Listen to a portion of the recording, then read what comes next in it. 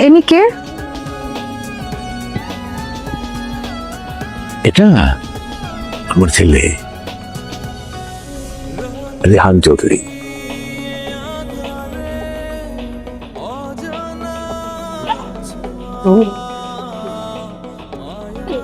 আপনি শিখেছেন? আমি একজন ঠিক তো। আপনার আচ্ছা, এই পাশেই আমাদের আশ্রম আছে, আপনি আমার সাথে চলেন।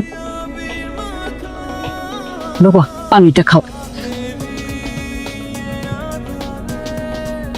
আপনি খাইছেন দুপুরে? হ্যাঁ। তুমি কোথায় থাকো? তুমি কোথায় থেকে আসছো? পড়াশোনা করছো? হ্যাঁ স্কুলে।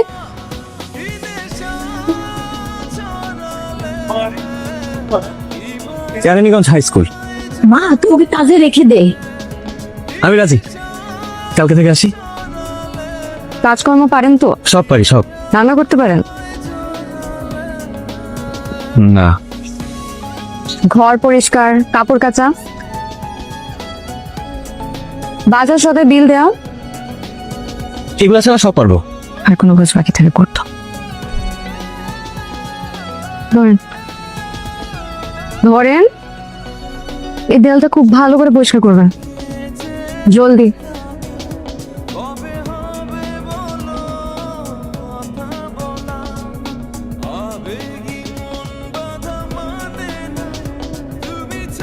কি আছে?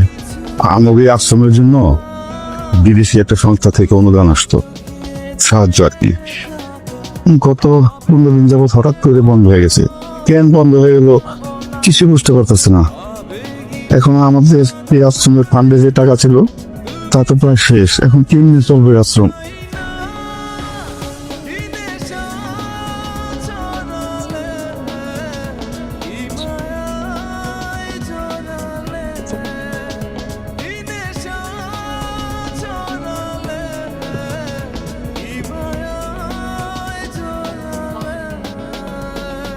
আপনার কে? আপনি আমাদেরকে চিনবেন না, আমরা ব্যবসায়িক মানুষ। এই বাড়ির মালিকটা একটু ডাকেন, তার সাথে একটু ব্যবসায়িক আলাপ আলোচনা আছে। আমি মালিক, বলেন। ও, আপনি মালিক? তাহলে তো জিনিসটা সহজ হয়ে গেল।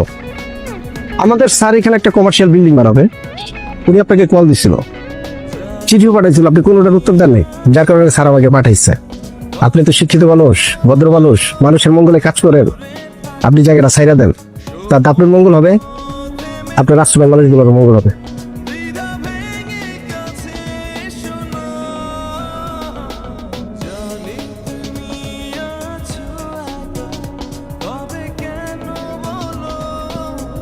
জি বস। বস কোনো সমস্যা নেই বস। বস আমি আছি তো বস। জি সব সামনে দেবো বস। হ্যাঁ বস। বস।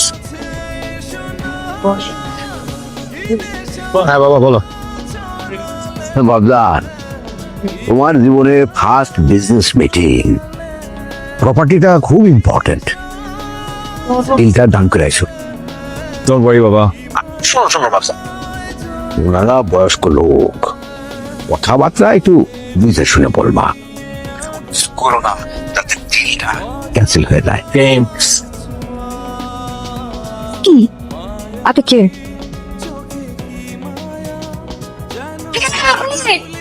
এটা কি করছিস মা? স্যারের নাম রেহান চৌধুরী, সেলিম রেজা চৌধুরীর একমাত্র ছেলে, যে আমাদের এই আশ্রমের জায়গাটাকে কমার্শিয়াল প্রপার্টি বানাতে চায়। আর সেটা হাসিল করার জন্যই স্যার এখানে এসেছে।